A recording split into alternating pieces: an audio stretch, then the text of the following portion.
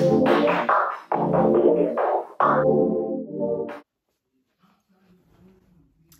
guys, so jodi a mwen di kon sa mwen fè un video de a fè reaksyon mwen de photo lontan mwen yo. An nou komanse. Tout photo yo mwen mette yo la ou bien la. N'importe kote yo gen place. So premier photo a eske nou wèm guys. Depi lontan mwen te toujou remè mette makiyaj. So jan wè nan photo a map gade la paske se la kompite mwen map filme nan telefon mwen. So si nou wè map gade la. So photo sa mte still nan high school et puis ça c'est avant m'dal l'école ou bien après l'école mte pon photo ça nan computer c'est moi. So ouais m'gen eyeshadow nan ziem, pate jam fè souci longtemps parce que si m'pate al nan studio pour te fè souci am just te kite souci en repos. Longtemps m'te kon tresse cheve man pile parce que m'pate al nan studio tout temps pour m'te mette permanente. Cheve naturel moi, cheve a anti jan, m'pa di red, mais li pa facile pour m'demêler, li just un pile travail. So kounya se perik mwen mette parce que moi mes cheveux naturels moi mais pour m'a faire cheveux chaque jour non. Deuxième photo photo ça moi même kon ki l'âge moi te guys moi te kon mette contact nan yeux moi contact m'kwa couleur c'est vert te reme contact en pile moi même c'est moi te gen contact bleu nan yeux li moi même te gen vert. Mpa kon like mpa kon photo sa même like m'semble on ti moun like piti m'sonje chemise sa m'te mette lan pile si nou konen like tan moun te kon mette chemise ki te kon like mpa kon ki jan di spray paint but like moyo te spray paint la nan chemise la te kon mette chemise sa en pile. Oh my goodness. Mpa même konen nan ki anemte nan l'école non? Ça pa semble encore. Like ça pa semble encore. Photo ça. Mpa kon sa te passe deke ta besoin pour photo avec soulier moi. En pile ou kon sa kwa se en pile moun nan let ça yo te kon a prendre photo avec soulier yo. So mte gen folie mte besoin pour photo soulier m'tou. So men photo a. Mkwemte nan middle school, mpa konen. Mkwese middle school. Nan photo sa yo msemble yon ti bebe, gade. Ok. Mpa konen si yon superstar mde bon se miye, mpa konen. Photo sa. Mpa konen kote mta kwa la linette sa. Vraiment. Msonje mte fek fè cheve, mte fek me permanente pour moi.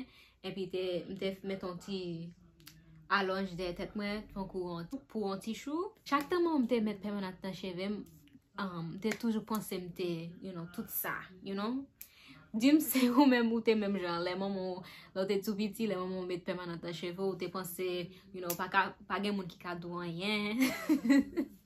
Dim si nous te même genre avec.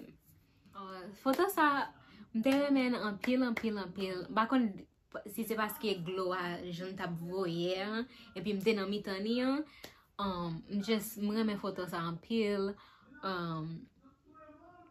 et puis m'te vraiment content dans photo a chaque côté m'te gen dans MySpace si nous changer époque MySpace m'te gen photo sa sous comme profile picture moi ton pour photo pour moun ka wè qui est moi photo sa te tout côté m'te remen en pile.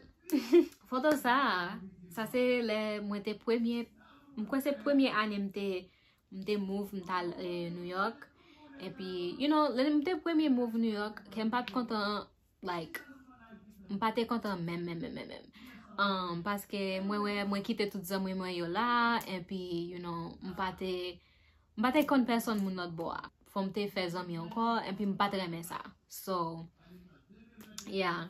Sou ka wè de mwen se nièce mwen. Nièce mwen som l'autre petit bébé là. Et puis nièce mwen kounya il gen 19 ans. Photo ça, c'est l'emte en high school en Florida. M'sonje m'te non jouet. Yo tap joué football. C'est pas football haïtien, non, football américain. M'te nan yon nan jouet yo et puis you know, moi-même pas konan yon de jouet sa yo, juste aller parce que zami mwen te vle m'ale. M'sonje like m'te reme mette kosaj m'gen sou mwen. Like li pat gen bretel. So m'te reme mette l'anpil et puis yeah. M'a même kon kote tout sa yo ye. Ou konen tout rad m'te gen loton yo tout disparet. Et m'konen se maman ki pran et puis li bay fami mwen Haiti li yo. But li te, ou kon sa m'pareme, e pa pareme, but si maman m'te mandem, you know, ki rad m'ta vle bay fami mwen yo, m'ta pa apresye sa, but li jis pran yo et puis li pa même dim. Et puis chaque temps m'a dit, oh mami m'pare sa, il dit, oh m'pa konen. Photo ça c'est photo graduation mwen. Jou ça, m'sonje m'pat konen nou ta wè pon photo jou ça. M'te di kon ça, oh faut m'te refè zong mwen, faut m'te, you know, mette fè souci mwen. M'pat te sonje nou te gen jou ça pour photo. M'te gen un kitex rouge nan zong mwen. Et puis pendant, you know, tout moun ap wale, m'di kon ça, kon sa pase, bon me se like gratte kitex la nan zong mwen. Kitex la pa devle soti, sou gade nan photo a wè de zong mwen, il still gen kitex la dan. Jan nou wè a, m'te kon mette, ça c'est maquillage m'te toujours ap mette lemte à l'école, lemte, you know, sous maquillage, c'est m'te kon passe crayon nazième, et puis m'te kon mette mascara. Et puis that's it. Dans l'école comme ça, m'bate nan mette fond de teint, m'bate nan mette concealer, tout bagay m'a mette kounya, m'pat reme yo. M'te di comme ça, m'ba reme jan, bagay yo fait figim lou. So ti mascara m'te kon mette avec anti crayon m'te kon passe nazième. Ça c'est une photo, m'te rete Florida, mais m'tal wè se mwen ki te rete New York. Mwen se nou tal Brooklyn jou sa, et puis you know, nou tap jis mache nan la ria, et puis mte di kon sa, ou gadon bel, bakone ki jan dil, la biblo liye, se, you know, bakone, but li te vraiment bel, et puis ou kone se yon mfet nan mwa out, et puis sim mwen se yon leon, so mesye ate gen yon leon sou tèt li, mdi kon sa, bon pran photo devan ye. So yeah. Juste ça m'te tellement content, like, so tout moun tap mette bout short, tank top, like, yeah. Sou jom gen yon chance pou al New York, le saison summer avec winter, faut aller. Parce que dans winter, li vraiment bel, jan yo dekore la ria, et puis summertime nan, tout moun deyo, moun kap mache avec crème, et puis ice cream avec l'autre bagay ki rele like icy. Et puis li vraiment bon. Photo ça. Ça c'est un moment là m'te dit kon sa m'pa mettre permanent dans cheveux mon corps, m'te kite cheveux naturel mais comme ça grandi. So m'te dans collège dans photo ça. Et puis m'kwa m'tap tan professeur à entrer et puis m'te juste ap pon photo. Ça c'est un moment là m'te like reme fè cheveux naturel moi. Kounya bagay patience pour li. Like bagay patience pour cheveux naturel moi encore. Photo ça m'ta brale nan parrain. Ki je di godson. Parrain, marraine. Anyways, so m'ta brale nan mariage God brother moi. So nou tal Mexique. Et puis c'est ça, rad sa m'te mette pou m'te ale nan mariage la. Nan vacances sa m'te ale avec maman mwen, il était vraiment un bel hotel kote nou te descend nan, il était vraiment bel. Hotel la yo jon paye pour hotel la ou paye pour tout. Ou paye pour manger, ou paye pour, you know, tout bagay. Photo ça. c'était dans 2019 m'kwe. Moi ta pour le travail puis m'te juste prendre photo et puis je nous ka wè m'te gen quoi yo dit brace. M'te gen nan genou moi parce que m'te toujours gen problème avec genou moi, l'aime vini chaque temps saison like Freddy a ap vini genou moi te toujours ap fait mal. So m'te toujours ap mettre brace nan genou moi. But ça c'était moment Saint-Valentin, quoi yo dit? Valentine's Day. Et puis ouais, m'mette fa rouge. Donc ça, m'te remen en pile, like cheveux a te long, li te droite, m'te mette long bord. Pas te ka di man jou ça non? So photo ça c'était m'kwe c'est 2019, c'était fait c'est moi.